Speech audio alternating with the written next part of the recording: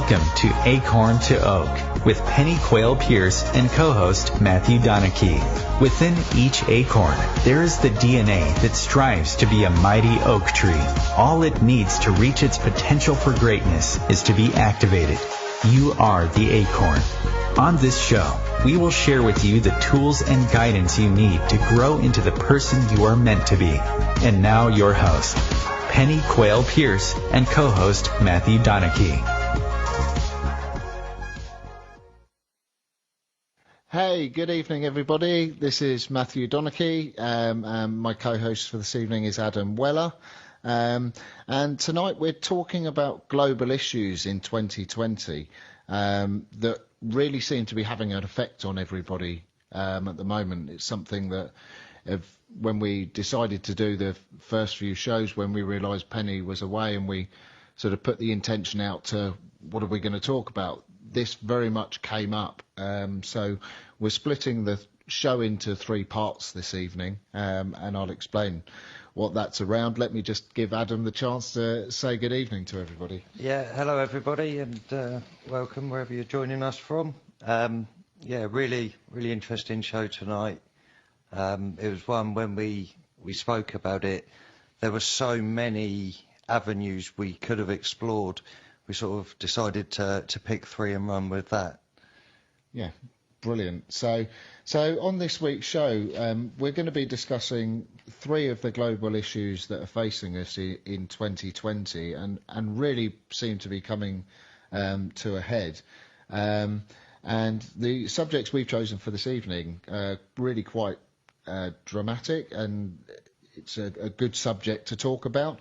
Very much in our media at the moment. The first subject we're going to be discussing is suicide, because recently in the UK we've had a celebrity, Caroline Flack, who unfortunately took her life recently, and it really has affected a lot of people. And I know in recent shows we've talked about the mental health awareness that's going on at the moment, and that's a big thing. And we were saying about trying to talk about it and take it one step further, because often when these things happen and it comes into their public awareness, people don't very know what to do. And I thought, well, actually, what can I do?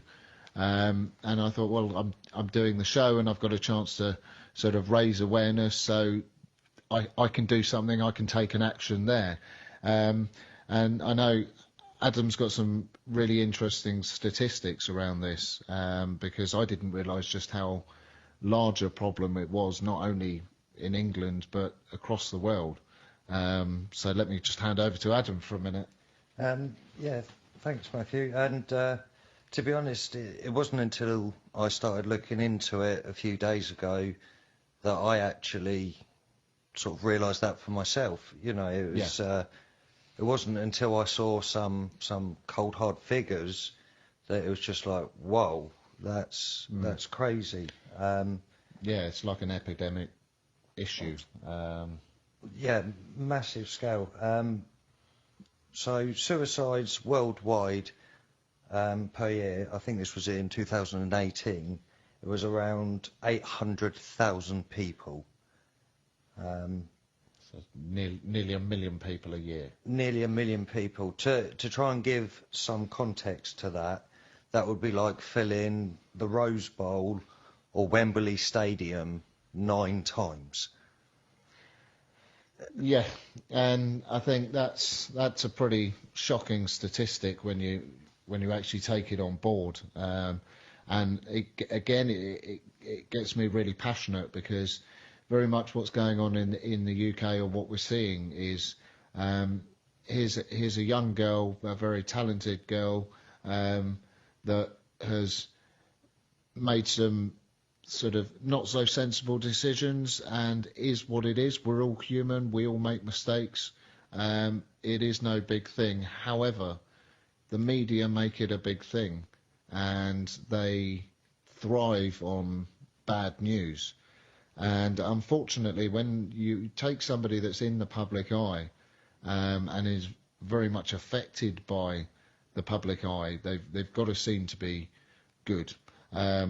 fortunately for us that aren't in the public eye, we can make a mistake and get away with it and move on and change our behaviour, and it's all good. Whereas people in the public eye are under such great pressure. And I think it doesn't matter, in very many ways, it doesn't matter who you are, it doesn't matter what your background is, it doesn't matter how much money you've got, it doesn't matter where you live. Suicide is a common problem within all walks of life. And it's easy to look at other people and think, oh, well, it's all right for them because perhaps they've got more money, they can do more things. And it's like, money can be a good distraction, but often some of the loneliest people in the world are the ones with the most money, because they have a whole different set of issues and problems that we don't think about. So I think that's what makes this such a big sort of subject, is that so many people suffer from this. It was something that I suffered from at part in my life. I've shared within my story that I got to a point in my life where it was just like, I've just had enough of life being difficult and everything being hard work, and it felt like I was busting myself physically to try and succeed, and it just wasn't working. And I just got to a point where it's like, if this is life, like, either something has to change or I'm out. And I think it doesn't matter, again, like I say, it doesn't matter what walk of life you're from or what your experiences are. If we're all honest, we could put our hands on our hearts and say that actually, even if it was for a nanosecond, I felt like that once in my life.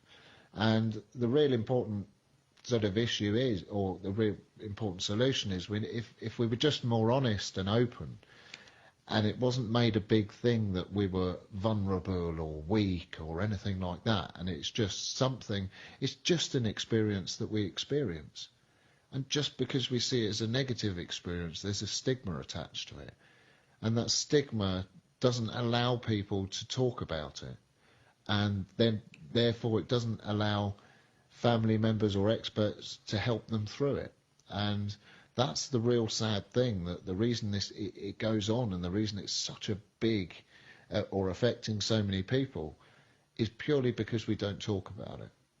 Yeah, absolutely. And I mean, that sort of breaks your heart when you think we're so disconnected as a human race that we can't communicate enough to help people that we love. I mean, with 7 billion people on the planet, you think about how long we've been on this planet, we may as well all be related. So when we talk about statistics, I almost see that as, well, there's 800,000 brothers and sisters we've lost this year.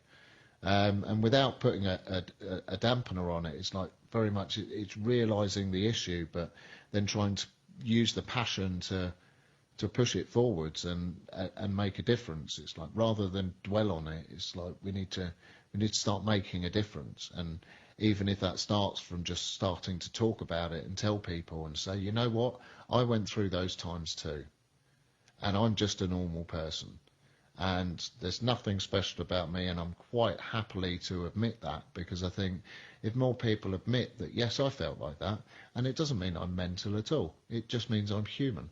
And if people realise that it's okay to talk about it, then there's part of the solution. Yeah. I'm sure you've probably experienced people or times in your life where it hasn't sort of worked, and or know somebody. Yeah. When I think I was 14 or 15 years old, one of my friends at the time, she attempted to commit suicide, actually in my house. So it is something that I have, a real first-hand knowledge of. I think, as is a lot the case with a lot of suicides, or at least attempted suicides, a lot of the time it is just that cry for help. It's where they've got to that point where it's like, what is the point? I don't know what to do. I don't know how to get out of this. So they make a rash decision while they're, in all sorts of different emotions, and, as we would say, headfirst in the swamp. Yeah, absolutely. I think a lot of people explain it as it can come out of nowhere. It can take one situation within your life to dissolve in some way, and all of a sudden it feels like your world is just consuming you. And it is just there are so many situations which cause these feelings. And again, I think the important point is to say that people need to be aware that it's not a weakness, and it doesn't mean that there's anything wrong with you. It's just, as we would explain it, it's an emotional imbalance. So for me, I had those thoughts, and I felt like that, and that was completely genuine. Does it mean I was mental? No, absolutely not. What it did mean is that I had years of suppressed emotions built up inside of me that I hadn't felt, and that was my life. When you suppress emotions heavily, which unless you're taught how to do it when you're young, and we're just not taught at schools how to use emotional tools, all those bottled up emotions create like a pattern within your life. So I would be walking around feeling all these negative emotions, and I was experiencing all these negative experiences, and it's kind of like, so now I've done the work, and I've gone and I've flipped it. It's like every situation is good, and anybody can do this. Anybody can change their life and flip things round. The only person that can do it is you, and you have to make the effort. However, there is the help and guidance out there to help you get through it. I was helped through it with Acorn to Oak. So again, if I can do it, anybody can do it. But the real point that I wanted to get across is to just get out to people that actually it's okay to talk about these things. And often we shy away from talking about these things because they're not pleasant, and there's a part of us that feels bad because we all realise that we should be taking some sort of more responsibility and maybe making more of an effort, but then a lot of people don't know where to start. And it bleeds in very much with sort of like the next subjects we're going to talk about, one being spiritual and one being about the environment. Because again, I think it has to be a collective thing of people realising and talking about it and making this a big thing, but making it a big thing about it in a graceful way, so that people don't feel vulnerable. When you're going through that, you feel vulnerable enough. The last thing you need to be is sort of exploited. And again, I think this is where a lot of like the celebrities that have chosen to take their own lives. It's the pressure and the stress that's being put on top of them that sort of causes them to do it, which is real sad because you think we're killing our own people, and that's the last thing we need to be doing. And it's in uniting and talking about it, I think it brings it to the surface, and if nothing else, if we make people realise that it's okay to talk about it, and loads of people go through it, and there are ways of dealing with it very effectively, and it's something that we can all do.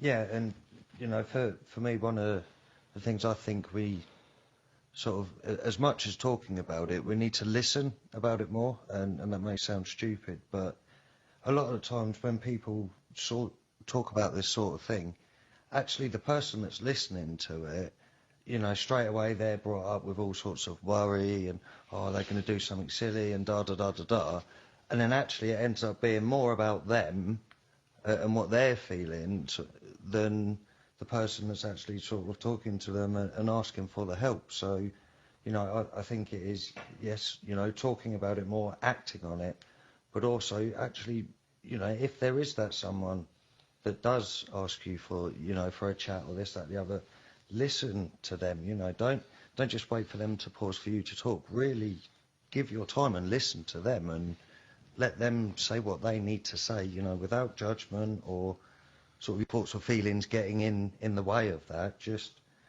allow them to really go for it, because the more people do that, the more people feel they can do that, and very much when you look at things on on the scale of the world, well, actually, the more people that make those changes that they want to see in the world, the more people that start to do it, and the more that it will build momentum, and then, it's not just one little country talking about it, it's all over the world, and everybody's talking about it, Yeah, and I think that's the really important point. It's sort of like these things start at home, but it's hoping that it's the butterfly effect, isn't it? So, but yeah, I think for me, what came into my mind around, well, what can I actually do to help is not only can I talk about it on the show and try and bring some awareness up around this, but also it's just in day-to-day life. It's being as kind as I can to people and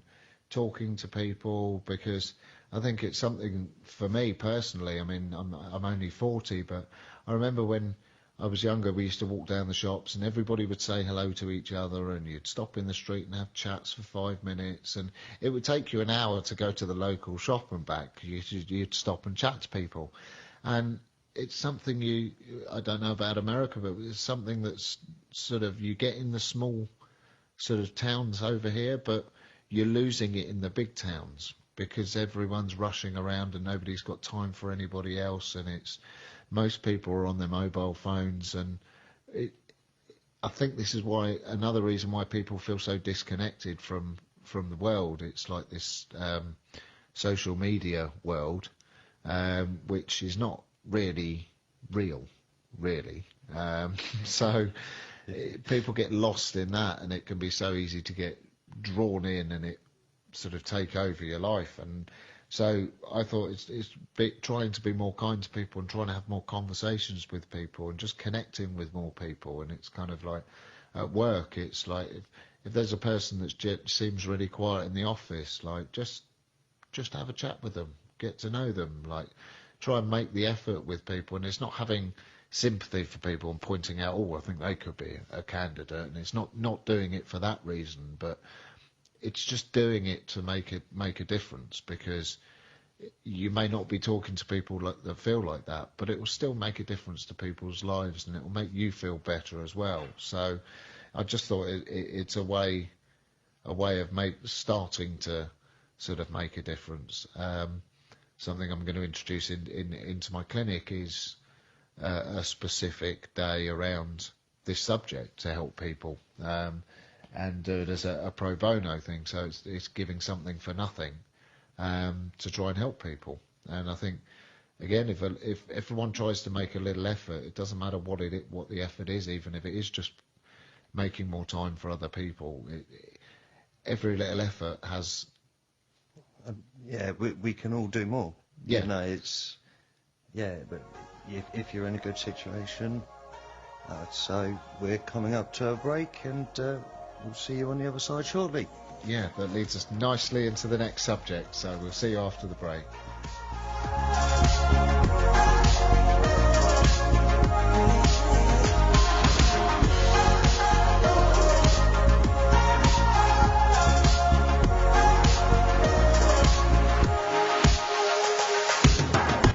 Your conscious connection to a more mindful world.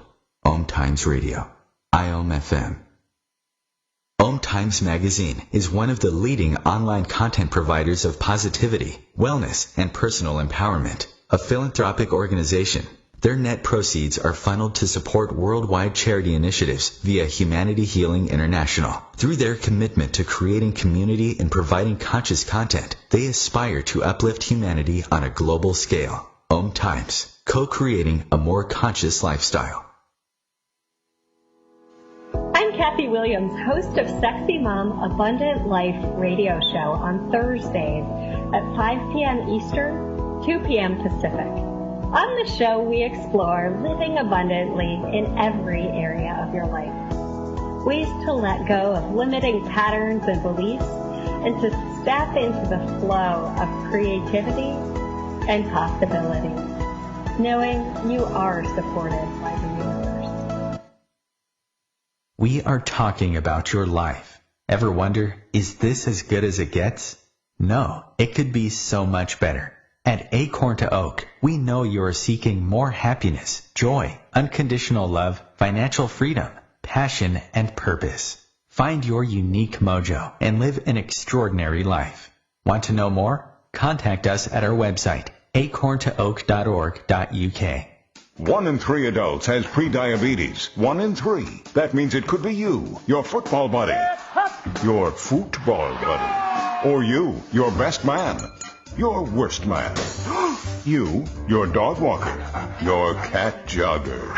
While 1 in 3 adults has prediabetes, with early diagnosis, prediabetes can be reversed. Take the risk test at doihaveprediabetes.org. Brought to you by the Ad Council and its Prediabetes Awareness Partners.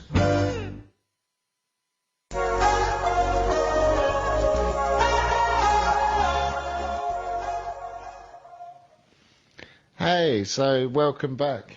So we're going to go into the second part of the show, and I think ending with it being around people uniting is really quite interesting, because the next subject we're going to talk about is spiritual, and very much what we've seen since January. There has been sort of like a global raise in vibration, and a lot of people are hitting what they see as a spiritual awakening and experiencing it. And there's been huge numbers of people that are seeking the truth. And it's because of, some of it is because of the situations that we were just talking about, where life doesn't seem to make sense. And it seems like there's got to be more to life, because what we're witnessing in front of us doesn't seem right, and I think it's certainly something a lot of I've had an influx in people asking around what's my opinion around spirituality, and what do people do if they're having a sort of a spiritual awakening, and what does it mean, and so that's why I wanted to use this as the second subject, because it's very much it is a global thing at the moment, where so many people seem to be sort of waking up and gaining a passion for sort of uniting and without being fluffy, love and joy, because that's what really seems to be missing in the world. And so I wanted to spend the second part of the show just talking about that, because something I've experienced in my life, and the most grateful thing around that is the person I learnt from, and that's Penny Quayle-Pierce. And I'm sure she's listening and would love to be talking about this subject, because I know all the subjects are close to her heart, but especially this one, because Penny gave me the truth, and the way she spoke about spirituality was very different from everybody else that I'd heard talk about it, and it was almost very science-based, and Penny would tell me something and then say, don't believe me, go and try it. And through doing the work with Penny and learning about meditation and around what's true and what's not, I feel very lucky that I learned in that stable, because there is so much out there around spirituality that just guides people off in the wrong direction and leads them the long way round, rather than taking the true shortcut. And it can be a confusing time when all of a sudden you're having this, what feels like a spiritual experience, because it feels strange. You don't know, you're not used to it, and a lot of puts a lot of people into fear. Put in that there's a lot of people out there not sort of necessarily speaking the truth. A spiritual awakening or a spiritual experience can be the most amazing thing, and when people are guided in the right way and told the truth, it's a real easy transition. Because the biggest thing for me when I was sort of having an awakening was I had this massive fear up around, oh my God, I have to change who I am.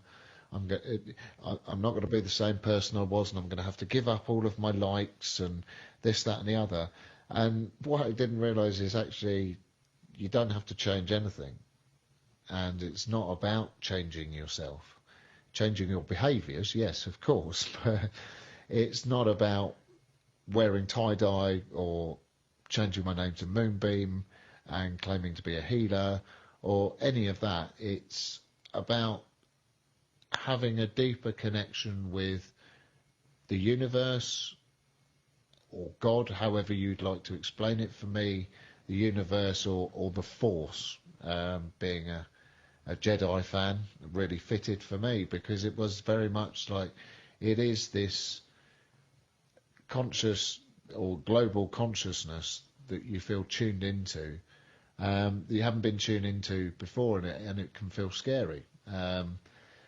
But nothing has to change other than your personal relationship with it. And for me, that's what I loved about the teachings, was actually being spiritual doesn't mean you have to change who you are. It's just maybe adjusting some behaviours, and as we were saying before, it's like sort of being kind to people and talking to people and treating everyone like you're their family or they're your family. Like, treat them how you'd like to be treated. It's not differentiating one family from another or one race from another. It's saying, actually, we're all brothers and sisters. We're 7 billion people on a planet, and we think we're not related.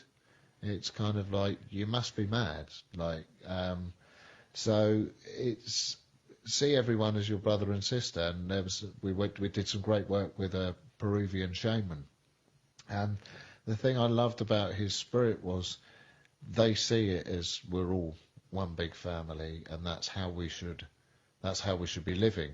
And when you look at, obviously that's why we chose the subjects of suicide to talk about earlier, because everything that we're talking about this evening has the same sort of undertone, which is it's very much about us uniting and becoming more, working together and being more understanding, because that's the only way we're going to change things drastically, and I think we need to. We definitely need some change, and very much with what you were saying, a spiritual awakening can be scary. I know for me it was using breath for life, breath work, sort of almost sped up the process a little bit. I found when some of the filters actually started to come off, and I started to really dig deep and look within self and change my behaviours and heal my emotions and clear my clutter, I began to see more and more of the truth and what was happening and what was really going on in the world, and really beginning to see what is just distraction and delusion and what is important, from all the keeping up with the Kardashians and all that sort of stuff, the stuff on TV that really on the grand scheme of things doesn't mean anything about anything, yet people rush home from work to watch it. I wouldn't even consider it entertainment when you look at what it's about, but then people seem to be entertained by it. I don't understand it baffles me.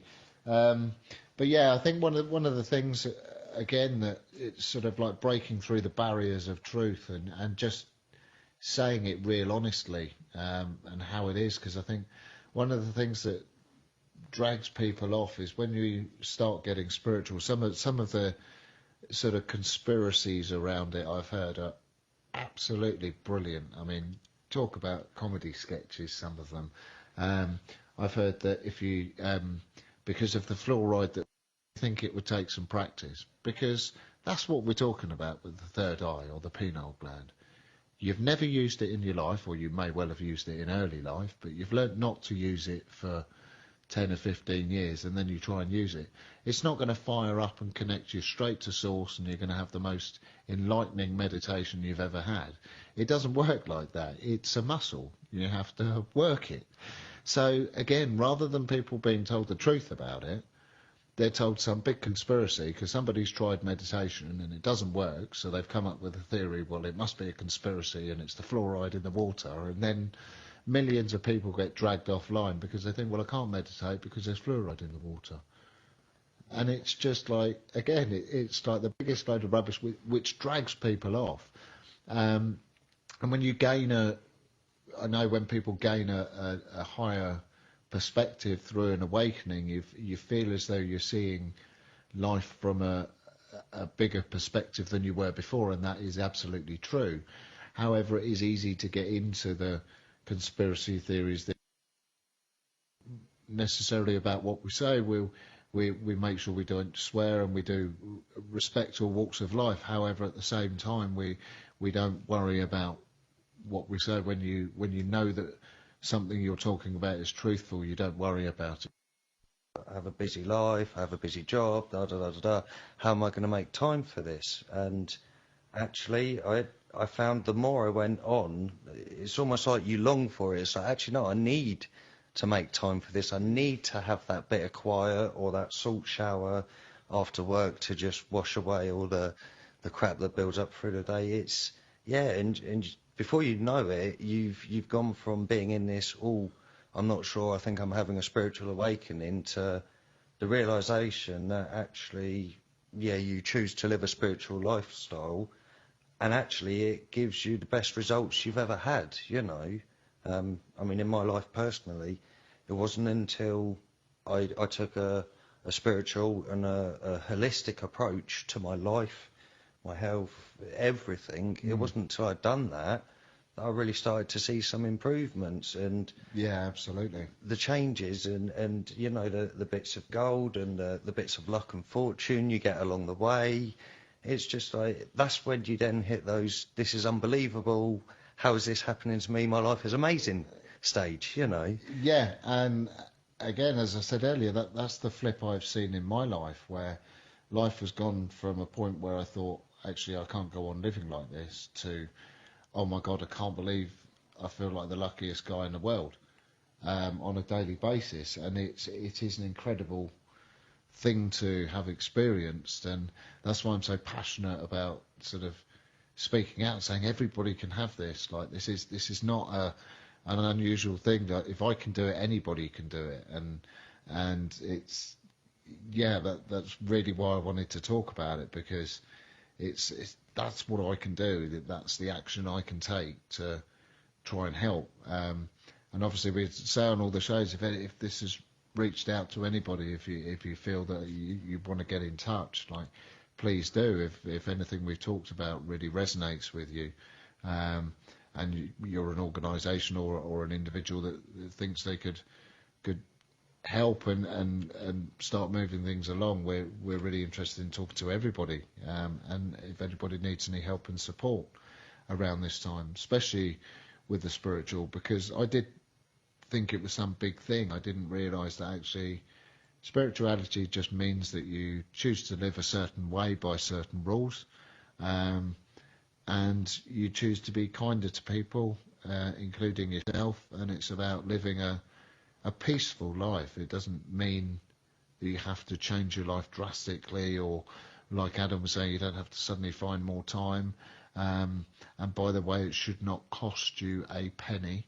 And it is one of the most amazing experiences I've had in my life, and I haven't had to change. Sure, I've seen some of my behaviours where they're not helpful, but again, it relates back to being mindful and thinking, well, I'll try and make the effort to be kinder to people, and I won't just ignore people when I'm walking down the street, because I wouldn't want people to ignore me, and that sort of thing. It means nothing more than that, and it's personal to you. It's about your connection with the force or the universe or God, or however you would like to reference it, because for different people it can feel very different. So yeah, I'm really looking to tie it into the next subject, because we're just going into another break, and when we come back we're going to be talking about the environment and how we can help with that. So thanks for listening, and we'll see you after the break.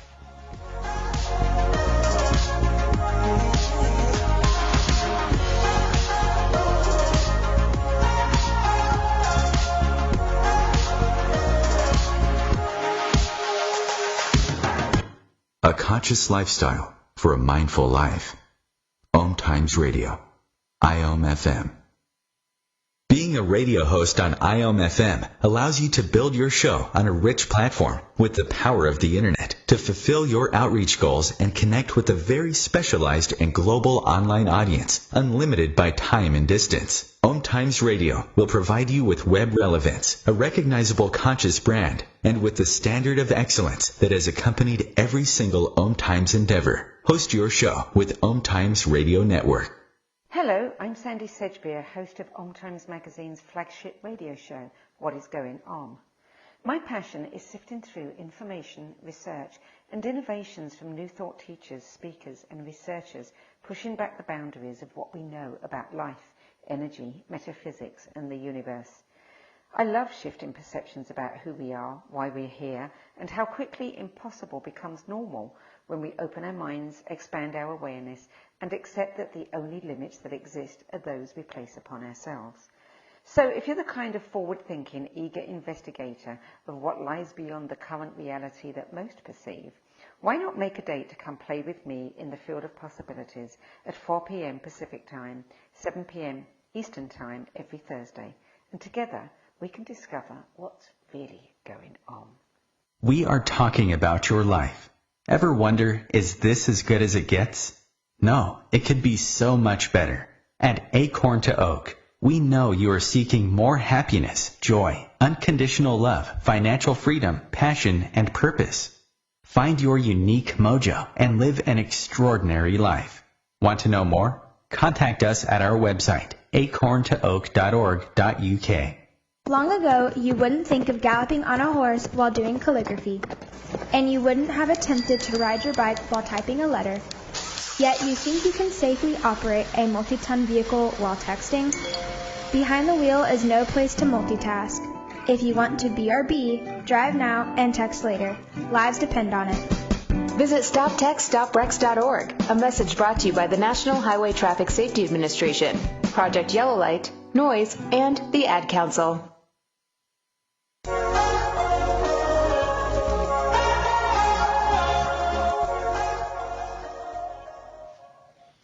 Hi, and welcome back. The third part of the show, we're going to talk about some of the issues where we're talking about, obviously, global issues. And one of the ones that came up is the environment, because we've been aware for many years that we've raped and pillaged their planet, and we're now paying certain consequences. And we're seeing some weather at the moment, which is quite interesting in the UK, that we've had a serious amount of rain. Now, I live in an area that isn't usually affected by it, but we've had some effects, and we're extremely lucky that it's nothing major. It's just the rivers are up a couple of metres, and they're not quite bursting banks and that sort of thing. Fortunately, there's floodplains in the right place, so a lot of the houses are all right. But in parts of the country, there's some really quite horrific circumstances going on. And it really resonates with me, especially on why for so many years have we talked about this subject, but it doesn't seem like anything gets done. And what really comes up for me is that we spend so much time procrastinating and arguing, and sort of various different groups bitching at each other and making each other wrong, rather than uniting and taking some action and making a difference. And one of the situations that came up recently, which I just thought was so inappropriate, was you have a young girl, Greta Thunberg, I believe her name is, sorry if I got that wrong, but here's a young girl whose passion would rival anyone's. She's speaking out around her concerns around the environment, and yes, she made some comments that against adults around it being our fault, and I totally agree with what she said. The thing that I thought afterwards was awful is how many adults were making her wrong, and took it personally rather than listening to the words she was saying.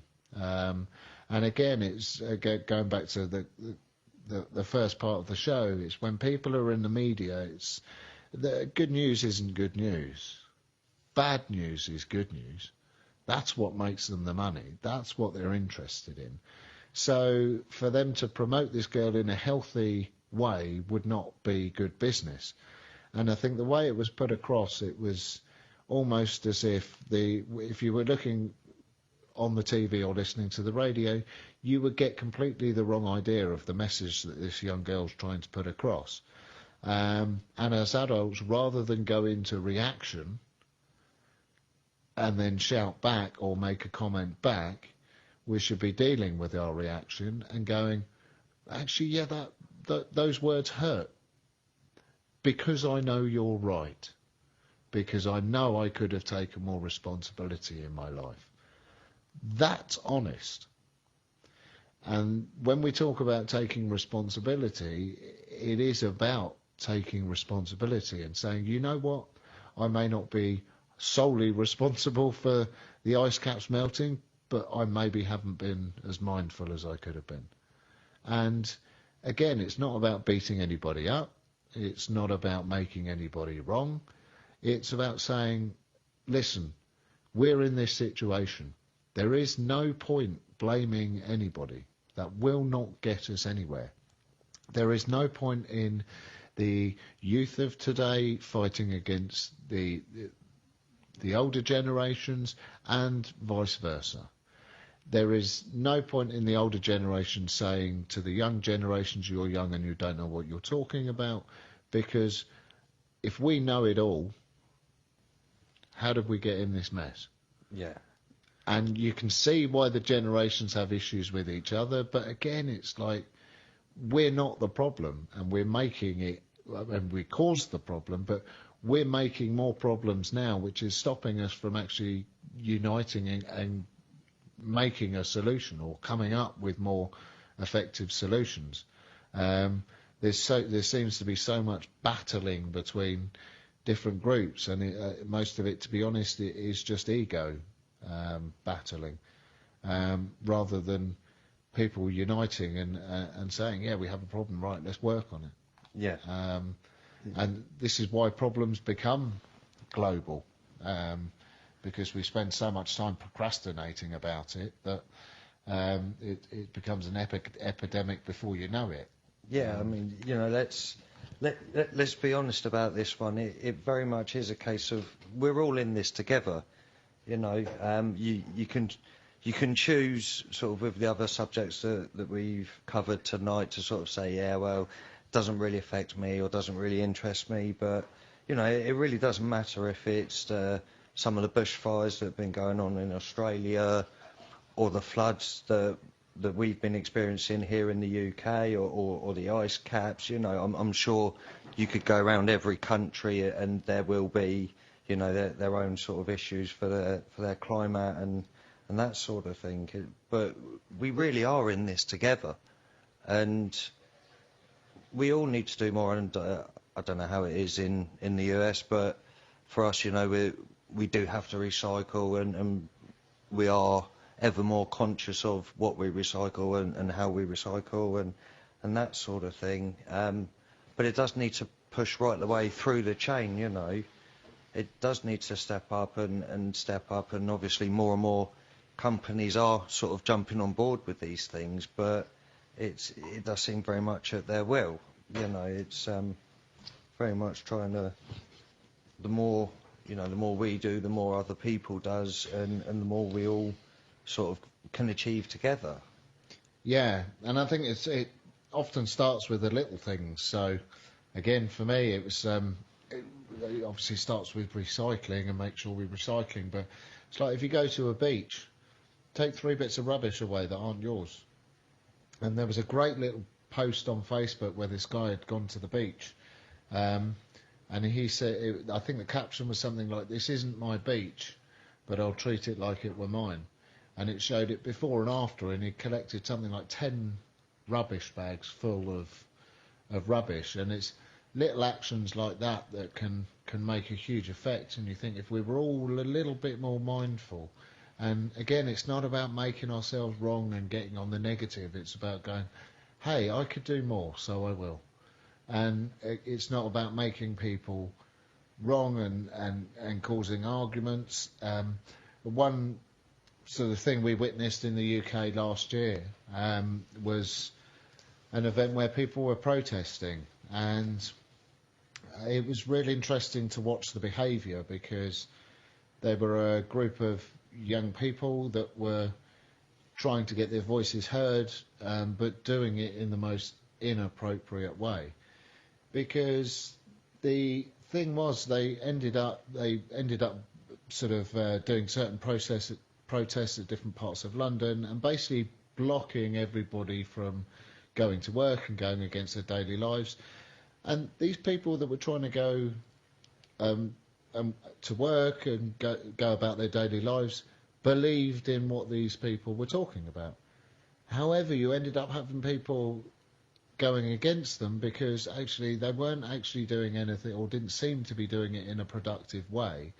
So what they seemed to do is wind up more people that actually supported what they were talking about. So you've got a group of people that actually has a word that's worth saying, and if it was done in a constructive way, would have gained a lot of support and a lot of attention around it. But I think probably what they did experience is a lot of negative, because they were just going about it in the wrong way. And I think for me, protests, they just don't seem to work. We need to find a more constructive way of getting the word across, because they just don't work. They just inconvenience people, and then again that just causes more arguments and takes the attention off of what their intention was in the first place. Yeah, sort of the initial issue, because I very much see it as it's misdirected passion. You know, they're really passionate and they really want to make a change, and they just do it in the wrong way. And you know, because they'd have a whole army per se behind them if their voice was heard in a different way. But when, like I say, when you're stopping Joe from getting to work, but actually Joe's on your side, then it creates that divide. And the thing I think that's really important to get across here is people feel so disconnected that at one time in my life I felt so disconnected from life that putting my hands up, I didn't make the effort. I didn't sort of always throw my rubbish in the bin. I would flick a cigarette butt on the floor or something like that, and certainly something I wouldn't do today. But back then, when actually I didn't really care about myself, I wouldn't say I cared about the planet or anybody else either, which again is quite sad when you think there's people walking around feeling like that, and that is contributing to it. But again, that's why we wanted to tie these three subjects in, because although they're very different, they're actually very similar at the root, which is that people feel disconnected, and we need to sort of rebuild that connection. And the second part of the show, the spiritual awakening, that is about gaining a connection. And so for me, it's kind of, I totally get where people are coming from and that people are passionate. But what people miss is people go into reaction when somebody says something they don't like, and often hit anger. So they project anger. Rather than taking a step back and thinking about what they would like to say, and then saying it in a passionate way, because it would be taken in a good way. The trouble is people get passionate and then throw anger at people. So you look at Gandhi. Gandhi freed India. Now, Gandhi didn't free India by getting angry. Gandhi freed India by feeling the anger and deciding to get passionate and do it in an effective way. And he freed India. And one man's action, one man's passion can do that.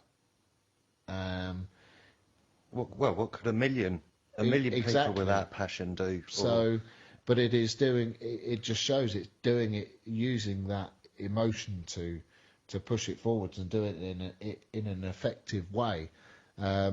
because, as Adam quite rightly said, I think because people get passionate about it, but then they get angry because they can't make a difference, and then we need to have more compassion and say we're in the same boat, we're on the same team here.